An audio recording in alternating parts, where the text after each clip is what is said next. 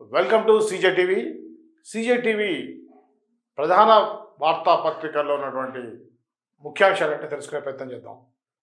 ముఖ్యంగా ఈనాడు పేపర్లో సన్న బియ్యం పథకం శాశ్వతం, ఎవరు అధికారంలోకి వచ్చినా రద్దు చేసే ధైర్యం చేయరు, 10 ఏళ్ల అధికారంలో ఉన్న కేసీఆర్ పేదలకు ఎందుకు ఇవ్వలేదు, హుజూర్ నగర్లో సన్న బియ్యం పథకాన్ని ప్రారంభించిన సీఎం రేవంత్, ఏడాదికో కిలోమీటర్ తవ్వినా ఎస్ఎల్బీసీ అయ్యేదని వ్యాఖ్య, 1,00,000 కోట్లతో కడితే కాళేశ్వరం 3 ఏళ్లకే కూలిందని విమర్శ.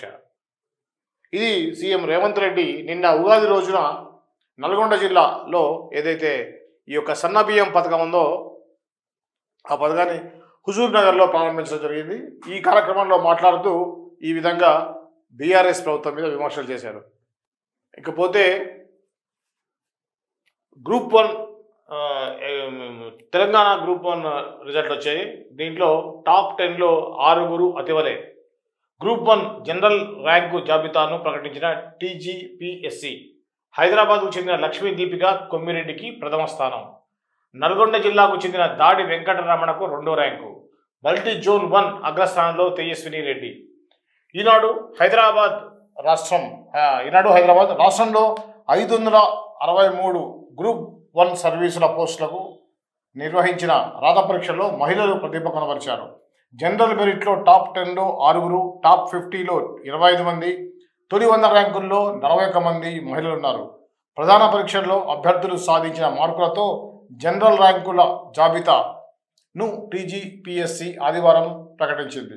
ప్రధాన పరీక్షల్లో మొత్తం 900 మార్కులకు గాను 550 మార్కులతో హైదరాబాద్ ఏఎస్ రావు నగర్కు చెందిన లక్ష్మీ దీపిక కొమ్మిరెడ్డి రాష్ట్రంలో టాపర్గా నిలిచారు. మల్టీ జోన్ 2లోనూ ప్రథమ స్థానంలో సాధించారు. ఆమె ఉస్మానియా వైద్య విద్య పూర్తి చేశారు. నల్గొండ జిల్లాకు చెందిన దాడి వెంకటరమణ 535.5 మార్కులతో 2వ ర్యాంకును సాధించారు. సో ఇది ఎప్పటి నుంచో ఎదురు చూసినటువంటి గ్రూప్ 1 ఎగ్జామ్ సంబంధించినటువంటి తెలంగాణ రాష్ట్ర పబ్లిక్ సర్వీస్ కమిషన్ నిర్వహించిన గ్రూప్ 1 పరీక్షకు సంబంధించిన రిజల్ట్. దీంట్లో 50% వరకు కూడా మహిళలు సాధించారు. ఆకాశంలో సగం అవకాశంలో సగం అన్నట్టుగా మహిళలు ఈ విధంగా ర్యాంకు సంపాదించడం అనేది ఎంతైనా కూడా ఆహ్వానించదగ్గ విషయమే. అమ్మాయిలు చాలా బాగా చదువుతున్నారు. అబ్బాయిలతో పోటీ పడి కొన్ని చోట్ల అబ్బాయిలకు మించి కూడా చదువుతున్నారు. సో ఇది చాలా శుభపరిణామంగా మనం చెప్పవచ్చు. ఇంకపోతే మయన్మార్లో మళ్ళీ ఆల్రెడీ మనం చూసాము, 3 days బ్యాక్ మయన్మార్లో భూకంపం రావడం గురించి మనకు తెలుసు.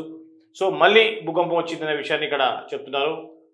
మాండలే సమీపంలో కంపించిన భూమి, నిద్రకు దూరంగా 6 బయటే ప్రజలు, వీధుల్లో కుళ్ళుతున్న మృతదేహాలు. మయన్మార్ 2వ పెద్ద నగరమైన మాండలే ఆదివారం మధ్యాహ్నం మరోసారి భూమి కంపించింది. భూకంపాలే కినిపై దీని యొక్క తీవ్రత 5.1గా నమోదైంది. 7.7 తీవ్రతతో శుక్రవారం రోజున సంభవించిన తొలి భూకంపం దాటికి వేవెల్లాడిన నగరంలో ప్రజలు కంటి మీద కునుకు లేకుండా గడుపుతున్నారు. ఆల్రెడీ ఇంతకుముందు మనకి 7.7 ఫ్రైడే రోజున వచ్చింది. మళ్ళీ 2 days తర్వాత సాటర్డే సండే, నిన్న సండే రోజున మళ్ళీ 5.1గా రిక్టర్ స్కేల్పై దీని యొక్క తీవ్రత అనేది నమోదైంది. అత్యవసర చికిత్సకు అడుగులు.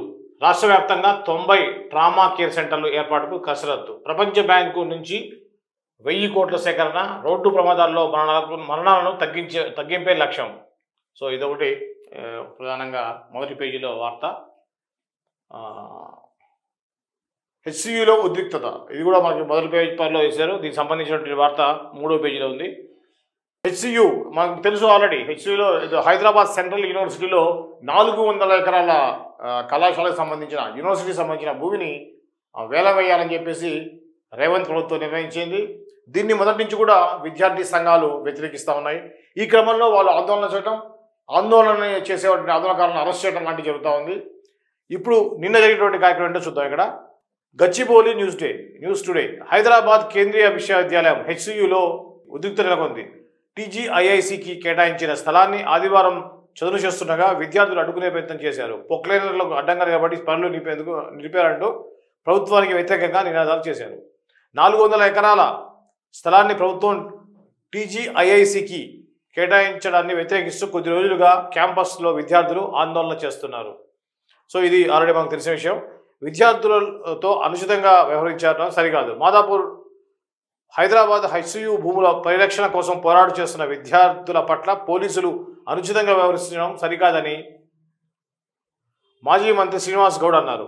ఆదివారం రాత్రి ఆయన ఎమ్మెల్సీ దాసోజు శ్రవణ్తో కలిసి మాదాపూర్ ఠాణాలో ఉన్న విద్యార్థులను పరామర్శించారు. విద్యార్థులపై పోలీసులు దాడులు చేయడాన్ని భారతీయ రాష్ట్ర సమితి తీవ్రంగా ఖండిస్తోందని శ్రీనివాస్ గౌడ్ అన్నారు.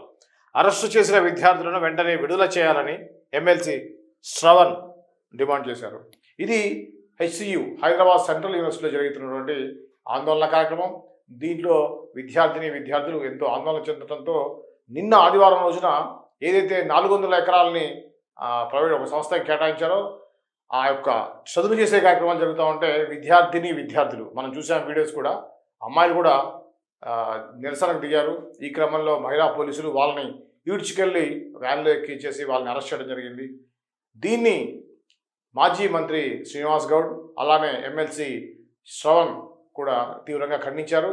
వాళ్ళని మాదాపూర్ పోలీస్ స్టేషన్కి వెళ్ళి ఎవరైతే ఆ విద్యార్థులను పరామర్శించడం జరిగింది. ఇది ఈ యొక్క వార్తలో ఉన్నటువంటి ముఖ్యాంశం. ఇంకపోతే మయన్మార్లకు సంబంధించి చూసాం, వీసీలు వచ్చారు, ఈసీలు ఎప్పుడు. సో పేదలకు ఆహార భద్రత ఇది వచ్చేసి సన్నబియ్యకు సంబంధించిన కార్యక్రమం. దీనికి సంబంధించి సన్నబియ్యం దాంట్లో కూడా వచ్చారు, గవర్నర్తో సీఎం భేటీ. సో ఇది మనం ఈనాడు పత్రికలో ఉన్నటువంటి మొదటి పేజీలో ఉన్నటువంటి ముఖ్యాంశాలు.